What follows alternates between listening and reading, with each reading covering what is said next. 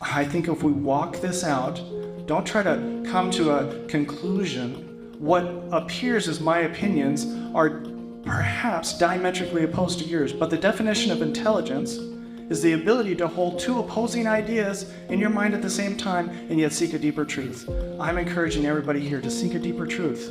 The founding mission of American universities used to be the pursuit of skills, knowledge, and purpose, a place where you heard both sides to seek the deeper meaning and to find truth. But over the last few decades, we have tolerated the slow infiltration of indoctrination and political dogma against our schools, media, and universities. A place of free thought and critical thinking has now been overtaken and reduced to a place of radical beliefs that are forced to be accepted and used as a weapon. We've seen this machine tear down American history and culture. They made the American flag a sign of fascism. They banned the pledge, and they even removed the Bible from our schools. They injected Marxist agendas and ideas into our youth and confused their identities, all the while glorifying unity and acceptance. They censored, attacked, and silenced any opposing views. But a massive shift has happened, and if you weren't paying attention, you may have missed it. Hope for American education finally came to a college in Sarasota. With just a few strong voices and people finally choosing to stand up, New College was transformed from a woke school system back into a thriving liberal arts university in less than a year. Here's the story of how Eddie Speir joined the fight to save our American education in Manatee County's backyard.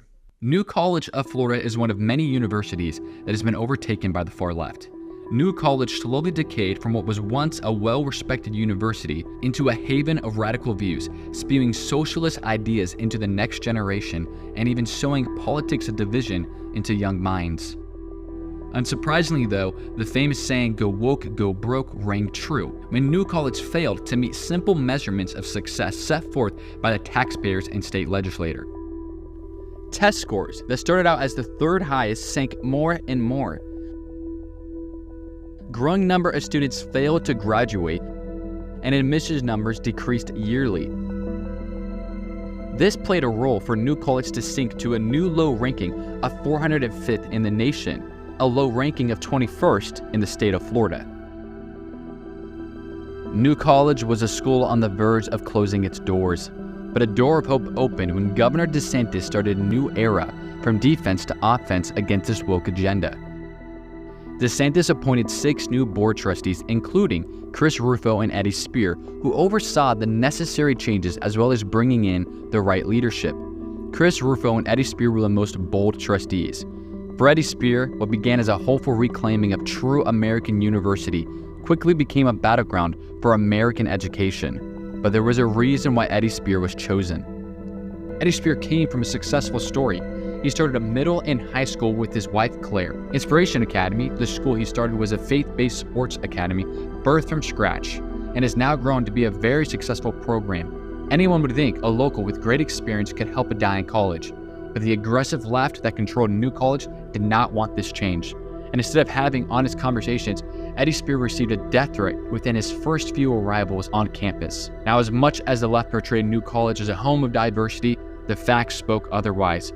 Nearly half of the graduates were not able to find jobs after they graduated, and even the Board of Governors ranking New College last as Florida's public universities. The Tallahassee legislators wanted a change. They even considered abolishing New College altogether, but the trustees would show another way. Eddie Speir not only helped execute these solutions, but was more than just a trustee. Eddie would engage with students who simply wanted their voice heard.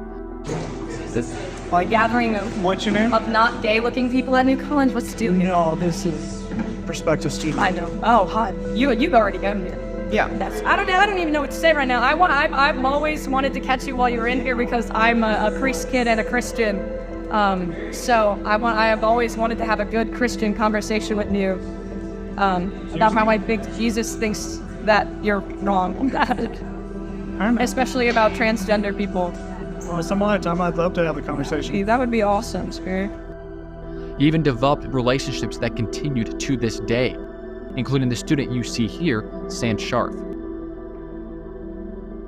Eddie Speir, with the rest of the trustees, brought in the needed change to help pull this university back onto solid ground. Eddie and Chris Rufo were the most aggressive and outspoken on many of these necessary changes. Eddie did not hesitate to act on behalf of the taxpayers to enact their will on this rogue university. He immediately called for a prayer and a pledge before every trustee meeting.